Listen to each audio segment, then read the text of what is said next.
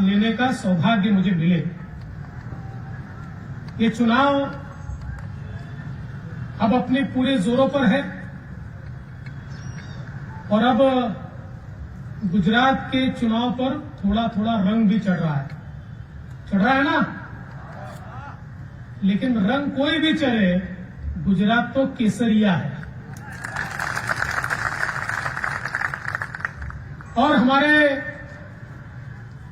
गुजरात के बहनों भाइयों ने ये निर्णय पहले ही कर लिया है। गुजरात कल भी मोदी जी के साथ था, आज भी मोदी जी के साथ है और आने वाले कल भी मोदी जी के साथ ही रहेगा। इसलिए दोस्तों, मैं तो हमेशा कहता हूं कि गुजरात के लोग बहुत होशियार लोग हैं। ये बहुत पहले समझ जाते हैं चीजों को। आपको पता है, जब देश स्वतंत्र हुआ था तो महात्मा गांधी जी ने उस समय यह कहा था, अब देश स्वतंत्र हो चुका है, अब कांग्रेस की आवश्यकता नहीं है, कांग्रेस को विसर्जित कर दो। कहा था कि नहीं कहा था? कहा था ना। लेकिन किसी ने सुना नहीं। कांग्रेस चलती रही। भ्रष्टाचार, अनाचार, दुराचार, अत्याचार, सब प्रकार के आचरण कांग्रेस में चलते गए और उसके चलते देश पीछे चला गया। लेकिन गुजरात के लोग इतने होशियार हैं, सबसे पहले उनके ही ध्यान में आया कि गांधी जी की बात सही है, कांग्रेस का विसर्जन करना चाहिए। 27 साल से आपने गुजरात में कांग्रेस को विसर्जित करके रखा है और अब इस चुनाव में ऐसे रिकॉर्ड सीटों से आप कांग्रेस को विसर्जित करोगे कि आज तक के सारे रिकॉर्ड। परसों प्रधानमंत्री जी ने, मोदी जी ने कहा कि भूपेंद्र भाई के नेतृत्व में मेरा भी रिकॉर्ड टूटने वाला है। ऐसा रिकॉर्ड इस बार गुजरात की जनता तैयार करेगी कि कांग्रेस को सचमुच गुजरात में विसर्जित होना पड़ेगा। और दोस्तों, भारतीय जनता पार्टी ने और विशेष रूप से मोदी जी ने जब गुजरात की बागडोर संभाली, तब से जो गुजरात ने विकास का मॉडल खड़ा किया। देखिए, गुजरात कोई देश का अगला राज्य नहीं था, गुजरात कोई देश का संपन्न राज्य भी नहीं था, गुजरात कोई पहले 5 राज्यों में भी नहीं आता था। गुजरात विकास कर रहा था, लेकिन कई मानकों पर पिछड़ा था। ये गुजरात की परिस्थिति थी। लेकिन मोदी जी ने इस प्रकार से गुजरात का विकास किया कि देश के अगले राज्यों में गुजरात का शुमार हुआ और गुजरात के विकास का मॉडल ये पूरे देश में उसका डंका बोलने लगा। और जब ये विकास का मॉडल देश के लोगों ने देखा कि किस प्रकार से गुजरात में विकास हुआ है, कैसे यहां पर गरीबों को, किसानों को, खेडूतों को, युवाओं को अवसर मिला है, किस प्रकार से उनके जीवन में परिवर्तन हुआ है, ये देखने के बाद देश के लोगों ने भी फैसला किया कि अगर मोदी जी गुजरात की तस्वीर और तकदीर बदल सकते हैं तो देश भी मोदी जी के हाथ में दे दो, मोदी जी भारत की तकदीर और तस्वीर भी बदल देंगे। और दोस्तों, हमने देखा मोदी जी ने पिछले 8 वर्षों में देश की तकदीर और तस्वीर दोनों बदलने का प्रयास किया। देश में पहली बार गरीबों की बात हुई, किसानों की बात हुई, खेडूतों की बात हुई। देश में पहली बार महिलाओं को, पिछड़ों को उनकी अधिकारिता मिली। और हमारे देश में मोदी जी ने गरीब कल्याण का एजेंडा लाया। देखिए, गरीबों की बात तो सब करते थे, कांग्रेस के नेता भी करते थे, इंदिरा जी भी कहती थी गरीबी हटाओ, और गरीबी नहीं हटी। चंद नेताओं की गरीबी हट गई, नेता बड़े बड़े हो गए, पर गरीबों की गरीबी नहीं हटी। क्योंकि उस समय भी गरीबों के लिए योजनाएं तैयार होती थी, हजारों करोड़ रुपया गरीबों की योजनाओं पर खर्च किया जाता था, नाम गरीबों का होता था और सारा का सारा पैसा बीच के लोग, बिचौलिए, दलाल, अड़तिया, ये सारे खा जाते थे, गरीबों तक पैसा नहीं पहुंचता था। हजारों करोड़ रुपया भ्रष्टाचार में खत्म हो जाता था, लेकिन गरीबों को उसका कोई फायदा नहीं मिलता था। जिस समय मोदी जी ने कहा कि गरीब कल्याण का एजेंडा चलेगा, तो कई लोगों को लगा पुरानी सरकारों की तरह ये भी एक जुमला होगा, लेकिन मोदी जी ने ये करके दिखाया। करोड़ों करोड़ों लोगों को बैंक का खाता दिया और उसके बाद सीधे उनके खाते में पैसा दिया। और एक समय राजीव गांधी जी कहते थे, मैं तो दिल्ली से 1 रुपया भेजता हूं तो अंतिम आदमी तक 15 पैसे पहुंचते हैं, 85 पैसे व्यवस्था खा जाती है। मोदी जी ने कहा, दिल्ली से 1 रुपया भेजूंगा तो अंतिम आदमी तक पूरा 1 रुपया पहुंचेगा, किसी को खाने नहीं दूंगा। और उन्होंने वो करके दिखाया। आज हम देख सकते हैं, गरीब कल्याण के एजेंडे के बाद हमारे पूरे देश में, गुजरात का मॉडल पूरे देश में गया और आज हम देख सकते हैं देश में बेघरों को करोड़ों घर मिले, जिनके घर शौचालय में था करोड़ों शौचालय मिले, महिलाओं को करोड़ों गैस के कनेक्शन मिले, करोड़ों घरों तक बिजली पहुंची, करोड़ों घर में पानी पहुंचा, करोड़ों किसानों को किसान सम्मान निधि मिला, करोड़ों युवाओं को स्टैंड अप स्टार्टअप में लोन मिला, अपने पैरों पर खड़ा होने का मौका मिला, करोड़ों महिलाओं को बचत गट के माध्यम से रोजगार यहां पर मिला, चाहे वो पिछड़े हो, चाहे अगड़े हो, चाहे ओबीसी हो, सभी के जीवन में परिवर्तन करने का काम ये मोदी जी की योजनाओं ने देश में करके दिखाया। और 8 सालों में एक माइका लाल ये बोल नहीं सकता कि मोदी जी की एक भी योजना में भ्रष्टाचार हुआ।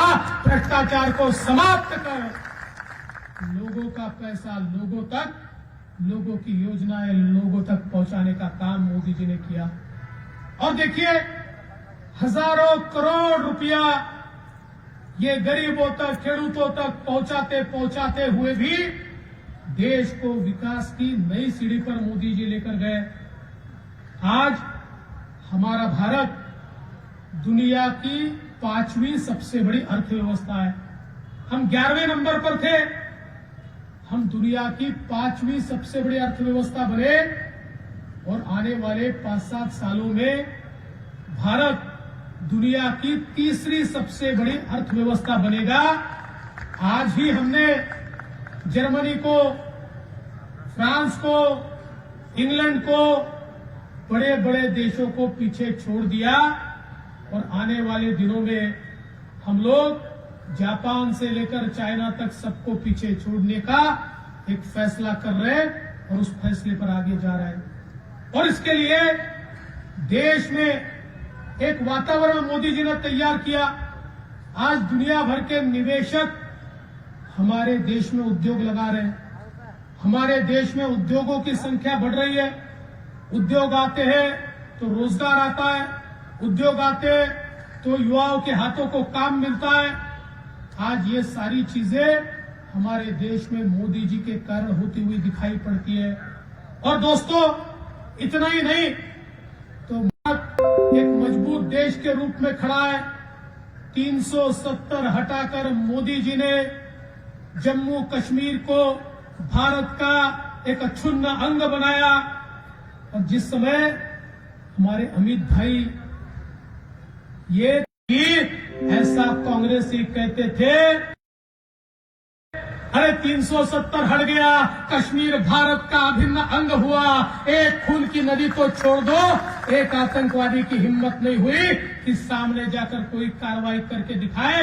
आतंकवाद की घटनाएं समाप्त हुई और आज जम्मू कश्मीर में विकास हो रहा है। और जो कश्मीर का आदमी कल कहता था असमंजस के साथ कि पता नहीं भारत के साथ जाऊंगा या पाकिस्तान के साथ जाऊंगा, वो भी जो कल तक अलगाववादी बात करता था, सब तो नहीं करते थे, कुछ करते थे, जो करते थे वो भी कहते हैं नहीं ये तो फैसला सही हुआ, हम तो भारत के साथ ही रहना चाहते, हमारी तकदीर ये भारत के साथ ही महफूज है। ये अब अलगाववादी भी धीरे धीरे कहने लगे। और आज ही जम्मू कश्मीर में मोदी जी ने 71,000 लोगों को सरकारी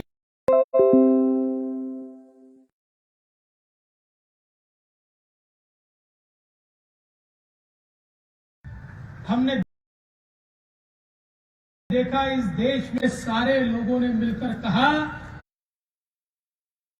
दुनिया का आगे का भविष्य महफूज करना है तो मोदी जी को अगुवाई देनी पड़ेगी। यानी जिस नेता को गुजरात की धरती ने मुख्यमंत्री बनाया, भारत की धरती ने प्रधानमंत्री बनाया, उसी नेता को आज विश्व भी अपना नेता मांग रहा है। ये मोदी जी ने करके दिखाया है।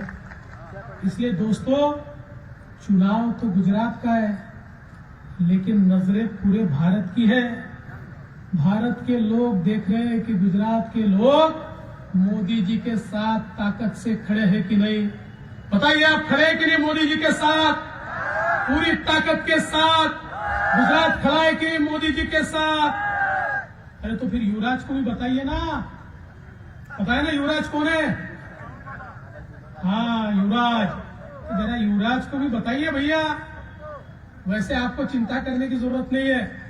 युवराज को पहले दिन पता चल गया कि यहाँ दाल गलने वाली नहीं है। वो अपनी भारत जोड़ो यात्रा लेकर निकले, एक दिन के लिए यहाँ आकर गए। अब बताइए, इतना बड़ा दल है, उसके इतने बड़े नेता है, चुनाव चल रहा गुजरात में, ये घूम रहे महाराष्ट्र में, इनको चुनाव से लेन देन नहीं, क्योंकि इनको पता ही है कुछ होने ही नहीं वाला। देखिए राहुल बाबा की जो यात्रा है ना, भारत जोड़ो यात्रा नहीं है। अपोजिशन पार्टियों को जोड़ो, विरोधी पार्टियों को जोड़ो, मोदी जी के विरोधियों को जोड़ो, ताकि अपना वजूद रहे और कम से कम इतनी सीटें तो चुनकर आए कि लोकसभा में विपक्ष का नेता तो बन पाए। इसलिए ये यात्रा राहुल बाबा ने निकाली है। अभी कल परसों मैंने पूरी शांति के साथ महाराष्ट्र से उसको रवाना कर दिया। अब चली गई मध्य प्रदेश में, अब शिवराज जी भी उसको जल्दी रवाना करेंगे। और इसलिए ऐसी यात्रा से कोई फर्क नहीं पड़ने वाला। लेकिन हमेशा ये याद रखिए कि जब कोई अच्छा काम करता है तो कुछ ताकतें ऐसी होती है जिनको अच्छा काम पसंद नहीं आता। वो सारी ताकतें एक साथ मिलकर उस अच्छे व्यक्ति के खिलाफ एक साथ मिलकर उसको नीचे लाने की कोशिश करती है, उसको नीचा दिखाने की कोशिश करती है। इन्होंने मोदी जी को गाली देकर देख लिया। मोदी जी ने कहा मेरा एनर्जी ये है कि दिन भर गाली खाता हूं, गाली से मुझे कोई फर्क नहीं पड़ता, जितनी गालियां दोगे उतनी ज्यादा एनर्जी मुझे मिलेगी। ये गाली दे देकर थक गए, तो अब ऐसे ऐसे लोगों को साथ में ले रहे हैं और मोदी जी के खिलाफ एकजुट होने का प्रयास कर रहे हैं। इसलिए इस चुनाव में रिकॉर्ड जीत हमको देनी पड़ेगी। वैसे तो इस चुनाव में कुछ नए लोग भी आए हैं, पता है ना, दिल्ली से आए हैं नए लोग। आपको पता है साइबेरिया करके एक देश है, ये साइबेरिया देश में बहुत ठंड पड़ती है, -30 डिग्री तक टेम्परेचर चला जाता है। और जब -30 डिग्री का टेम्परेचर होता है तो साइबेरिया के पंछियों को खाने को कुछ नहीं मिलता, तो वहां से उड़कर वो भारत में आते हैं। और कहां आते मालूम है? मुंबई में और सूरत में आते हैं ये साइबेरिया के पंछी। और जैसे ही वहां की ठंड समाप्त हो जाती है, ये साइबेरिया के पंछी साइबेरिया वापिस चले जाते हैं। ऐसे दिल्ली के पंछी आए, ये चुनाव तक रुकेंगे और जैसे ही चुनाव समाप्त होगा ये दिल्ली वापिस जाएंगे। भैया आपको पता है, हर गांव में कुछ लोग ऐसे होते हैं, किसी के भी घर पे शादी है, ये नाचने को पहुंच जाते हैं। कैसे लोग हैं, जहां चुनाव में वहां पहुंच जाते हैं। मैं भी गोवा का इंचार्ज था, अरे गोवा में भी ऐसा वातावरण खड़ा किया, एक को मुख्यमंत्री का कैंडिडेट घोषित कर दिया और बड़े बड़े वहां पर आश्वासन दे दिए, ये कार्ड देंगे, फलाना कार्ड देंगे।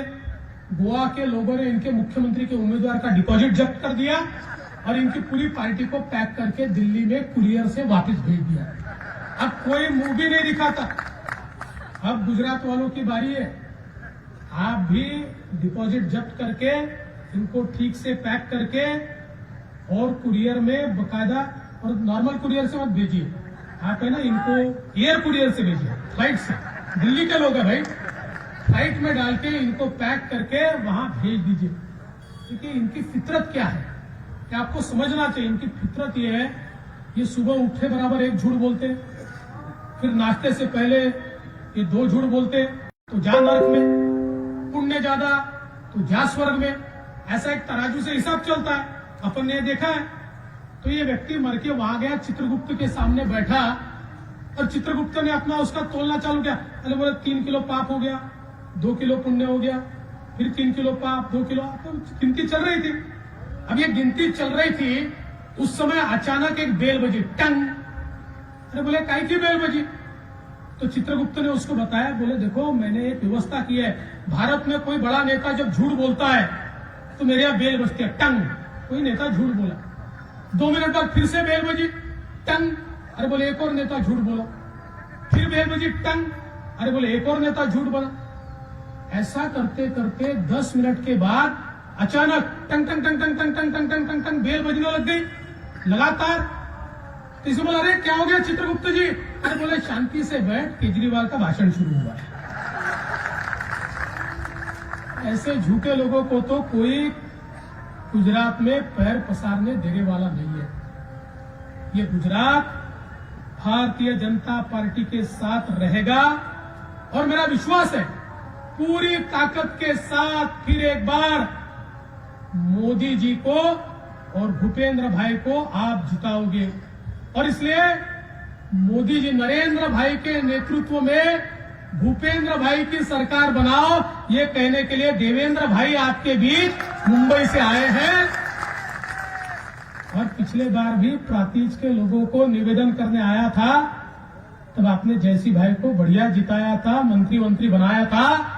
अब की बार हमारे गजेंद्र भाई को आप जिताकर भेजिए, और ऐसे मतों से जिताइए कि फिर एक बार यहां पर केवल कमल ही कमल खिला हुआ दिखेगा।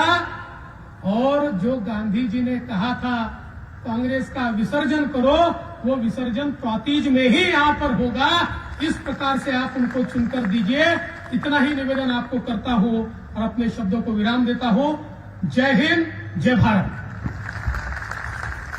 हमारे